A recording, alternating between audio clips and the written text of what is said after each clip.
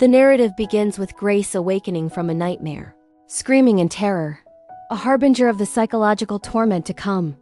Desperate for help after her previous servants vanished without notice, she hires 3 enigmatic newcomers who arrive unannounced at her doorstep.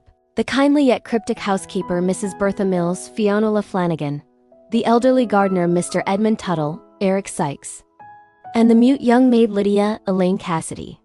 The trio claims to have seen a job advertisement in the village, though Grace insists she never placed one. They reveal a curious detail. They once served in the very same house years ago, before an unspecified tragedy forced its evacuation. Grace, strict and unyielding in her faith, lays down ironclad rules. No door must be opened without closing the previous one to prevent light from infiltrating, and entrusts them with the children's care. Strange disturbances soon shatter the household's fragile equilibrium. Anne, the more willful and imaginative sibling, confides in Nicholas about encounters with unseen others. A boy named Victor, his parents, and an old blind woman who wanders the halls. Grace dismisses these as childish fantasies or lies, punishing Anne harshly in accordance with her rigid religious beliefs. But the phenomena escalate. Disembodied footsteps echo through the empty rooms. A grand piano plays haunting melodies on its own, and whispers permeate the air. In a pivotal scene, Grace stumbles upon a dusty Book of the Dead, a 19th century album filled with postmortem photographs of deceased families posed as if alive. Mrs. Mills calmly explains the Victorian custom, attributing it to tuberculosis victims from 1891, but her demeanor hints at deeper secrets. As Grace's paranoia mounts, she ventures into the fog-enshrouded grounds to summon the local priest for a house blessing, only to find the outside world eerily abandoned, with mail piling up undelivered. She instructs Tuttle to scour the overgrown gardens for graves, suspecting buried intruders. Meanwhile, Mrs. Mills subtly directs him to cover certain headstones with fallen leaves, a quiet act of concealment that foreshadows revelations. The plot thickens with the unexpected return of Grace's husband, Charles Christopher Eccleston, presumed dead on the French front lines. Shell-shocked and distant, he reconnects briefly with the children, but remains emotionally absent, confessing to Grace that he must return to the war. His abrupt departure leaves her more isolated, amplifying her descent into madness.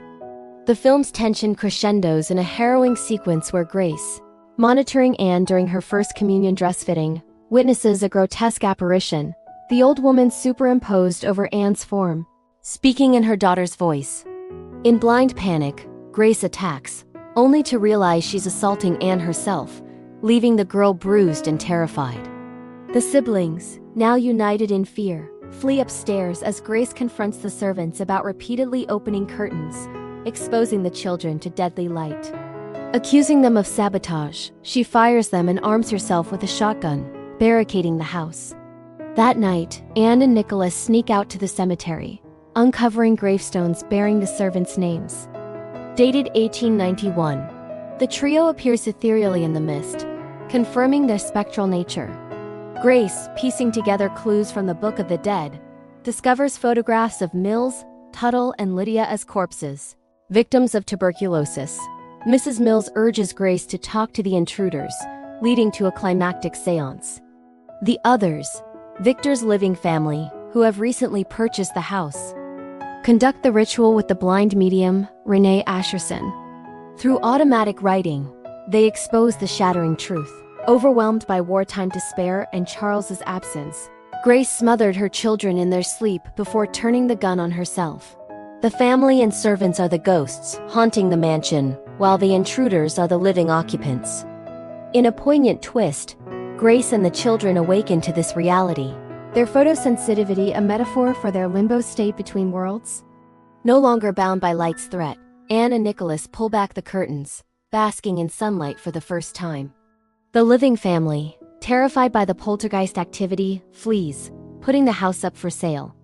Mrs. Mills warns that some buyers learn to coexist with the spirits, but Grace defiantly declares, "This house is ours." The film closes on the children gazing out the window, eternal residents of their domain, as Amenábar's haunting score swells.